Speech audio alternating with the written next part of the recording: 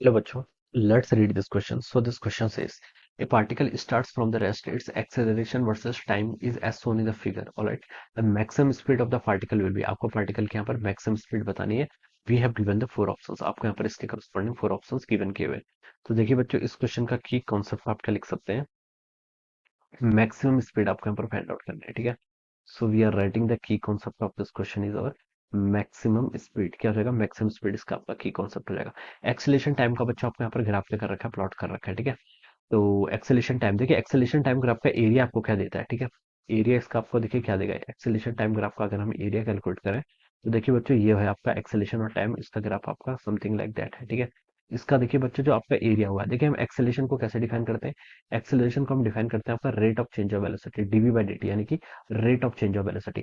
मैं यहाँ से देखिए इसको ऐसे भी लिख सकता हूँ. डीवी को मैं यहाँ पर से क्या लिख सकता हूँ, आपका सिंपली एडीटी लिख सकता हूँ. ठीक है.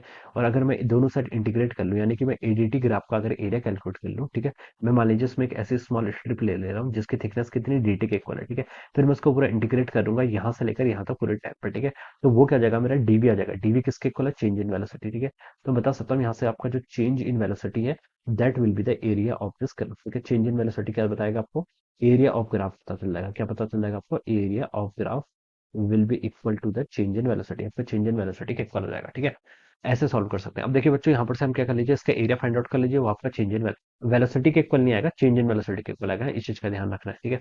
अब देखिए इसका एरिया कितना होगा. देखिए ये ट्रायंगल है, ट्रायंगल का एरिया कितना होता है? Half base into height. Half base बच्चों कितना? 0 से लेकर 11 सेकंड तक टाइम है, इंटू हाइट. हाइट कितनी है? एक्सेलेरेशन आपका 0 से 10 मीटर पर सेकंड स्क्वायर तक गया था. तो इसका आंसर सॉल्व करेंगे तो ये आपका कितना आ गया? 55 आ गया. क्या आ गया? 55. यूनिट क्या आएगी? मीटर पर सेकंड के इक्वल.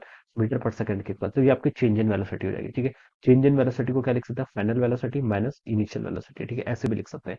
और क्वेश्चन में गिवन कर रखा है कि particle start from the rest. Particle तो भाई स्टार्ट से, रेस्ट से स्टार्ट हुआ है. तो वी इनिशियल बच्चों कितना हो जाएगा? 0 हो जाएगा. तो लिख सकते हैं आपका वी फाइनल कितना हो जाएगा यहाँ सबका? 55 मीटर पर सेकंड के इक्वल हो जाएगा. ठीक है. तो ये आपका this will be our final velocity. ठीक है. और जो फाइनल वेलोसिटी होगी वही आपकी मैक्सिमम स्पीड होगी. ठीक है. कैसे होगी? ग्राफ से पता चल रहा है. देखिए एक्सेलेरेशन देखिए पार्टिकल का क्या था, पहले 10 मीटर पर सेकंड था, फिर घट रहा है घट रहा है घट रहा है और 11 सेकंड पे जीरो आ गया. ठीक है. तो जब इसका एक्सेलरेशन पॉजिटिव है, देखिए 11 सेकंड तक क्या था? पॉजिटिव ही था. ठीक है. उसके बाद ये एक्सेलरेशन आगे क्या होगा आपका? डिक्रीज होना शुरू होगा. ठीक है. लेकिन उसके रिगार्डिंग हमें कुछ हिंट नहीं दिया, हमें सिर्फ 11 सेकंड तक बताना है. ठीक है. तो यहाँ तक तो हम बता सकते हैं इसका एक्सेलरेशन पॉजिटिव है. अगर किसी पार्टिकल का एक्सेलरेशन क्या होता है? पॉजिटिव होता है, तो हम बता सकते हैं उसकी वेलोसिटी क्या करेगी? इंक्रीज करते रहेगी करते रहेगी करते रहेगी. 11 सेकंड के बाद हो सकता है इसका एक्सेलरेशन नेगेटिव हो. एक्सेलरेशन नेगेटिव होगा तो फिर इसकी स्पीड क्या डिक्रीज होनी स्टार्ट हो जाएगी. ठीक है.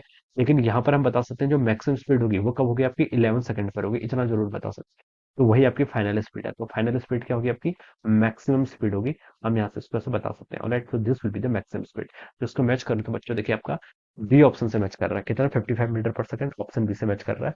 तो हम लिख सकते हैं कि B option will be the right answer of this question. ठीक है. तो इस तरीके से बच्चों हम क्या करेंगे, इसको सॉल्व करेंगे. So I hope you all understood this concept. All the best and thank you.